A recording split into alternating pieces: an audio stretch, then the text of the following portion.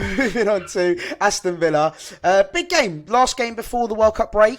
We are currently in 6th position. Villa. I haven't actually done the maths yet, but if we win that game, we can potentially go Top up of the league, mate. Top of the league. No, we can go 5th if Man United lose. Is that right? Which 5th? I mean, it's still. I'll take that. 5th before. Fifth before Christmas.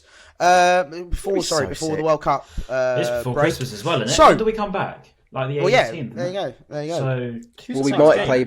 I know. I don't know. It's Southampton away, isn't it? Because I know that. No. I know that one. But it is Southampton. Well, Jesus. after That's a long time Southampton away. Yeah, Jeez. Southampton away Yeah. on the 26th, which is pretty Yeah. mad. And then we got Yeah, Arsenal at home. actually. Then just Arsenal at before home. New Year's. So Ryan, kick us off, mate. Aston Villa. How do you see that game going?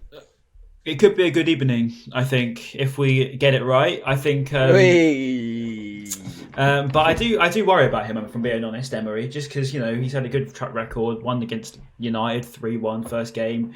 It's a bit of a worry because the new manager thing, but I like to hope that with De Zerbi, he doesn't care about all of that. He just goes in and says, "No, we're going to win this game," because that's the sort of mentality that I get from our Italian stallion. But to be honest, I don't know. I just want us to go in there and have a good game. I mean, at the end of the day, it's the World Cup straight afterwards. So I know a lot of players are going to be maybe taking it a little bit easy. They probably won't want to get any little problems just before the big stage. But I'd quite just like to see us have a good game. At the end of the day, it's going to be tough because Aston Villa, with the bounce, it could be tough. But I think that we've got enough in us. They aren't great at the best of times, so we can take them.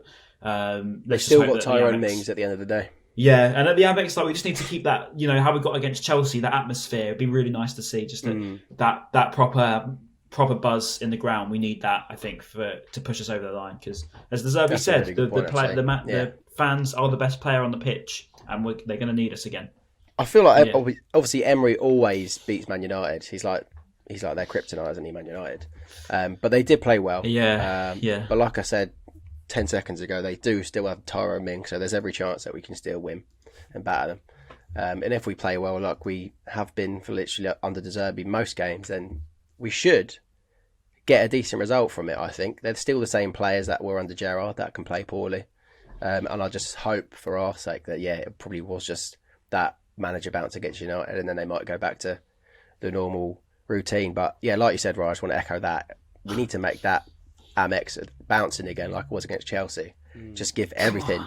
Make it hostile. Let's just keep doing it. Make it hostile. Even the taxi driver, I think it was last night earlier in the week, he was telling me, you need to make that. Just give him a half time, It works so well. It makes such a massive difference. 100%.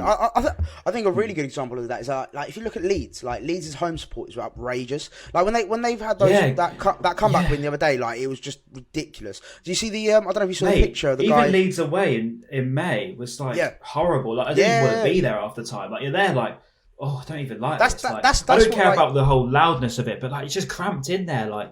You feel like you're up against it, if you know what I mean. You feel they could come back here.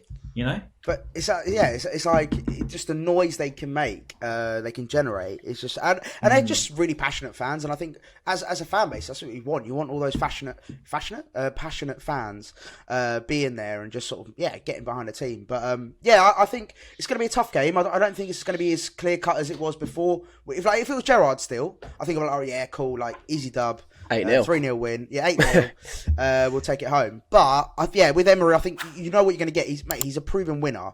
His Europa League, he's won it 5 times or something ridiculous.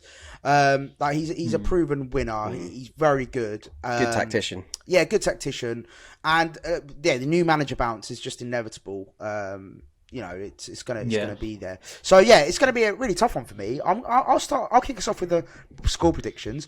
I'm gonna be confident still though. I think I'm gonna go 2-1 Brighton. I'm gonna go with Ryan.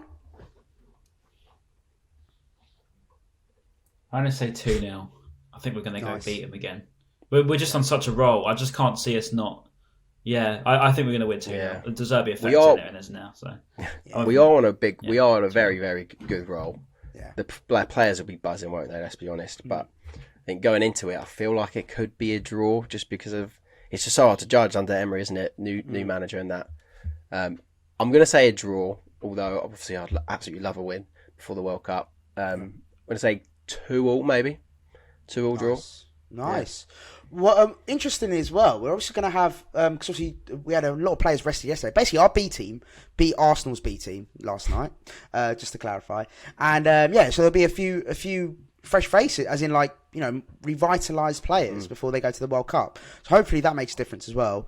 I think we're in every position to be confident going into that game and hopefully leaving with a W. And before that break, it'll be so huge. Yeah. Imagine the atmosphere around the club and people, the people that don't go to the World Cup, they'll be training here or whatever, or they'll have their time off, and it'll just be a really good, feel around the club, which I think will be really key going into December's fixtures. And even more time for De Zerbi to implement his style on the players. It's just crazy. We've got so much time off. Yeah. It's like a little mini pre-season for him, which is great. And hopefully they can, in between that, they can discuss some transfers as well, because obviously that will be fast approaching once the World Cup's over. Striker, please, if you're listening. Yeah. Paul Barber, just get me a striker. Speaking of the World Cup, just before we finish, James Maddison. James Maddison is in. Callum Wilson is in. Is he? Kieran Trippier is in. Kyle Walker could be. So I wonder if Lewis Dunk can have a chance, because the one thing that isn't in before we stop is Guay's not in, Joe Gomez isn't in, and neither is Fikayo Tomori. All three of them are out. So, but it's going to be Mings, Cody, Dyer, and Maguire in it, if we're being honest. But we got a bit of hope. I just don't. Some of the defensive selections are just baffling. Tomori, what does Tomori have to do? He's won the league with AC Milan.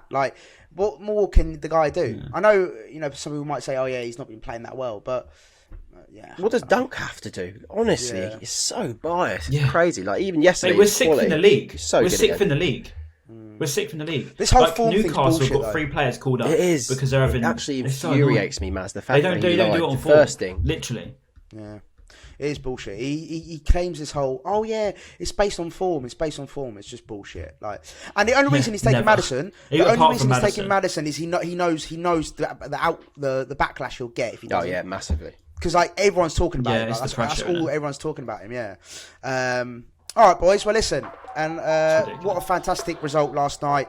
Let's hope we can bring it into the Villa game next. And yeah.